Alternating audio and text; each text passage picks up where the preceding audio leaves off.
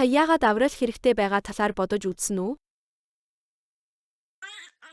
Хүн төрөлхтөн төрсөн цагаасаа л бухимдалтайгаар уйлж ирсэн. Хиндэ өсөндөө уйлдаг. Тэгээд тэр анхаарал татахын тулд уйлдаг. Хүүхдүүд өсч томрох тусам янз бүрийн хэлбэрийн бухимдлыг мэдэрдэг. Хүүхдүүд өсч томрох тусам янз бүрийн хэлбэрийн бухимдлыг мэдэрдэг. Хүн төрөлхтөн төрсөн цагаасаа л мэдэрдэг сэтгэл дундуур байдлын их үүсвэрийг Библи гэрчилдэг. Үүнийг шунал, атаархал, үзэн ядалт, уур хилэн, хэрүүл маргаан гэх мэт гэж нэрлэдэг. Бага насны хүүхдүүд хүртэл тэр байтугай тэдэнд ингэж заагаагүй байсан ч шуналтай, атаархдаг, үзэн яддаг зүрх сэтгэлтэй байдаг. Энэ бол ургийн үе шатнаас хэлсэн нүглийн үр дүн юм. Хүний мөн чанараас болж дэлхийн ертөнц үзэн ядалт, зөрчилдөөн, гэмт хэрэг, дайнаар дүүрэн байдаг. Тиймээс Давид би гим буруугийн дунд төрсөн бөгөөд их минь намайг гим буруугийн дунд тээсэн хэмээн хүлээн зөвшөөрсөн. Хүн төрөлхтөн аажмаар нүгэлтэн болдоггүй, харин хийн хэвлийд байх үесээ л нүгэлтэн болж төрдөг. Тиймээс энэ нүглийг анхны нүгэл гэж нэрлэдэг бөгөөд үүний гарал үүсэл нь анхны хүмүүс болох Адам, Ева хоёрын бүтээгч Бурханы эсрэг бослого гаргасан явдал юм. Бурханы буруушаас нь энэхүү нүглийг хүмүүс өөрсдөө арилгаж чадахгүй тул нүглийн асуудлыг шийдэх арга зам байхгүй. Бурхан аль хэдийн хүний зүрхний хандлага нь бага наснаасаа л бузар муу байдаг гэж тунхагласан. Хүн нүгэл дотор төрж, нүгэл дотор амьдарч, нүгэлт нь хിവэрээ үхдэг. Библиэд хүн нэг удаа үхэхээр тогтоогдсон бөгөөд үүний дараа шүүлт ирдэг гэж гэрчилдэг.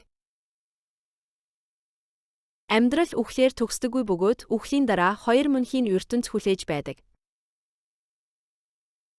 Тэр уулзвар дээр таймд байхдаа диваажин руу явах уу, там руу явах уу гэдгээ өөрөө шийдэх ёстой.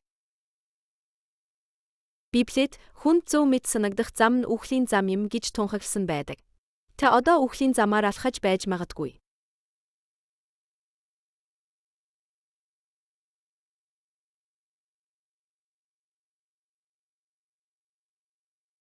Энэ тохиолдолд та амьд үлдэхийн тулд буцаж очих хэрэгтэй.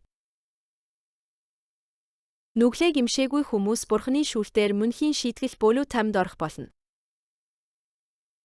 Гэсэн хэдий ч Бурханы гайхалтай нэгүсэл хүн төрөлхтөнд цөхрөлийн дунд ирсэн. Энэ нь Бурхан хүний нүглийг арилгахын тулд хүүгээ золиосолсон явдал байв. Нүгэл нь нүгэлгүй, зөв шударга хүний цусаар угаагдах ёстой гэсэн Бурханы зарчмын улмаас Бурхан хүүгээ хүний дүрээр дэлхий рүү илгээж, зөв шударга цусаа загалмай дээр асгасан. Тиймээс Библиэд дараах байдлаар гэрчилдэг. Бурхан ертөнцийг үнэхээр хайрлсан тул царийн ганц хүүгээ өгсөн. Ингэснээр хүүд итгэгч хинч мөхөхгүй, харин мөн амьтай болох юм. Хэрэв бид энэ дэлхийд ирсэн Бурханы хүү Иесус Христ бол биднийг нүглээс авардаг аврагч гэдэгт итгэвэл аврагдах болно гэж Бурхан тунхагласан.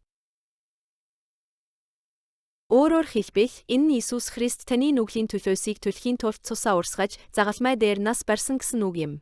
Би авралын зарчмыг зураг дээр товч тайлбарлах болно. Иесус Христийг өөрийн аврагчаар хүлээн авахын тулд та эхлээд өөрийгөө нүгэлтэн гэдгээ хүлээн зөвшөөрч, Бурханд чин сэтгэлээсээ гимших ёстой. Дараа нь гайхалтай сүнслэг үйл явдал болдог. Та нүглээ чин сэтгэлээсээ гимших үед бүх нүгэл чинь Иесус рүү шилждэг. Учир нь Иесус таны өмнөөс нүглийн чин төлөөсийг төлөхийн тулд загалмай дээр цусаа урсгасан юм. Энэхүү сүнслэг нөлөө нь та Иесуст чин сэтгэлээсээ итгэх үед илэрдэг. Хэрэв та бүх нүглээ Иесуст даатгавал түүний цэвэр зөвхт байдал танд үе бас шилжих болно. Та Иесусийн зөвхт байдлыг хүлээн авсан учраас Бурханы өмнө зөвхт гэж тооцогддог. Өнгөрсөн нүглүүд таны амьдралд үлдсэн ч Бурхан тэдгэрийг бүгдийг нь санахгүй гэж амласан. Бурханы энэхүү амлалтын ачаар та Бурханы хүүхэд болж, Бурхан таныг диваажинд хөтөлдөг. Одоо та Иесус Христийг зүрх сэтгэлийнхээ аврагч гэж хүлээн зөвшөөрч, түүнд бат итгэлээр итгэх ёстой. Та Иесусийг өөрийн аврагчаар хүлээн авах уу?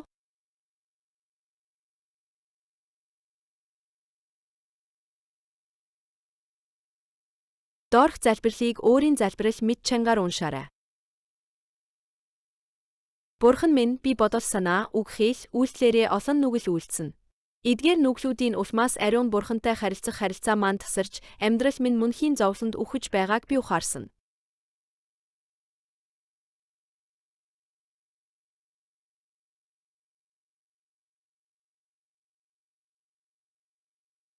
Бурхан минь, би одоо таны өмнө ирж байна. Иесус бол намайг хайрлаж, аврахаар дэлхийд ирсэн Бурханы хүү гэдэгт би итгэдэг. Иесус загалмай дээр үхснээр миний оронд миний хүртэх ёстой шийтгэлийг үүрсэн гэдэгт би итгэдэг.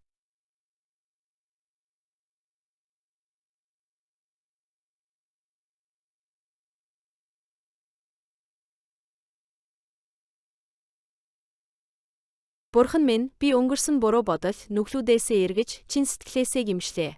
Миний бүх нүглийг уучлаач.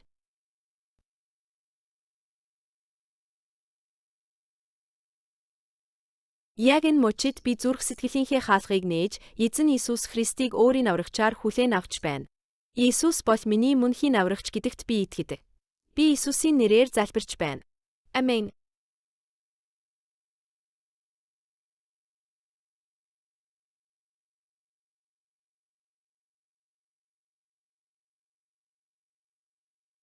Одоо та шинэ хүн болсон.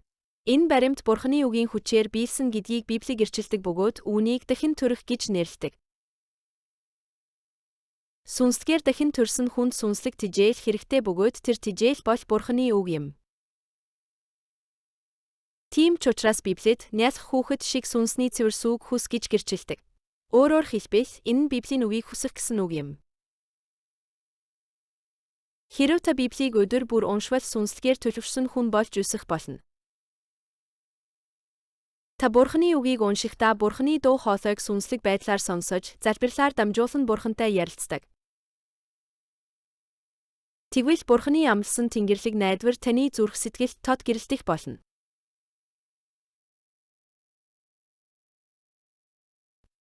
Бурханы хүүхэд болсонд чин сэтгэлээсээ баяр хүргэе. Бурханы хүүхэд болно гэдэг нь таны мөн чанар үндсээрээ өөрчлөгдсөн гэсэн үг юм. Харин түүнийг хүлээн авсан бүх хүнд түүний нэрэнд итгэгчдэд тэр Бурханы хүүхэд болох эрхийг өг. Хэдийгээр бид одоогоор энэ дэлхийн хаанчлалт харьяасагддаг Иесуст итгэснээр бид үнэндээ Тэнгэрийн иргэд болсон. Бидний иргэншил Тэнгэрт байдаг.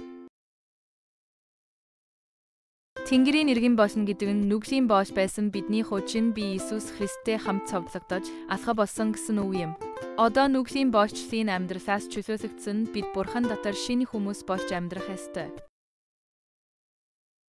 Тиймээс Бурхан биднийг Тэнгэрийн иргэн байх зохистой амьдралаар амьдрахыг уриалж байна. Дэлхийн юмсыг бүү бод, харин дээгүүрх юмсыг бод. Учир нь бидний нүгэлт мөн чанар махан бие дотор үлдэж, Бурханы бидэнд хүсдэг амьдралд саад болдог. Махан биеийн хүссийг дагах нь биднийг Бурханаас холдуулдаг. Махан биеийн бодол санаа үхэлд хүргэдэг бол сүнсний бодол санаа амар амгалан руу хөдөлдөг.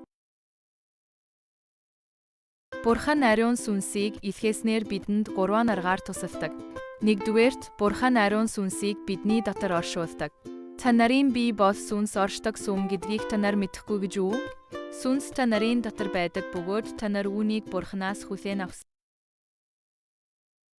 Хоёрдугаарт, тэр бидэнд зааж сануулдаг. Түүний илгээх ариун сүнс та нарт бүх зүйлийг зааж, миний та нарт хэлсэн бүхнийг сануулгах болно. Гуравдугаарт, тэр бидний төлөө залбирдаг. Үүнтэй адил сүнс бидний сул дорой байдалд тусалдаг. Бид юу хэрхэн залбирхаа мэдэхгүй ч сүнс бидний төлөө үгээр илэрхийлэхийн аргагүй ч холонгоор зуучилдаг.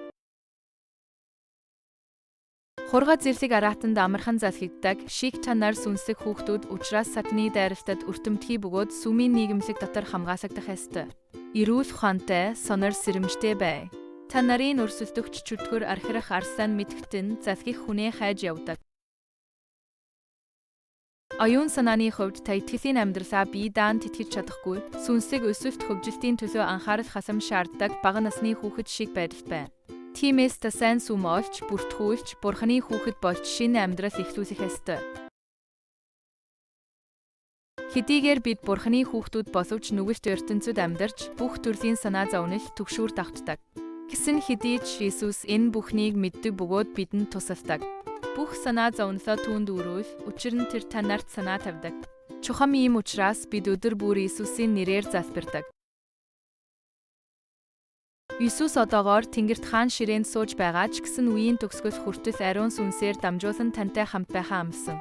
Харагтун үеийн төгсгөл хүртэл би та нартай хамт байна. Иесус ариун сүнсээр дамжуулан тантай хамт байгаа гэдгийг хизээж бүү мартаарай. Хэрв та сүмд явхаар төлөвлөж байгаа бол Мормонизм, 7 дахь өдрийн Адвентист сүм, Иеговагийн гэрчүүд, нэгдлийн сүм зэрэг бүлгүүдээс зайлсхий. Тэд жинхэнэ Христийн шашныг төлөөлдөггүй.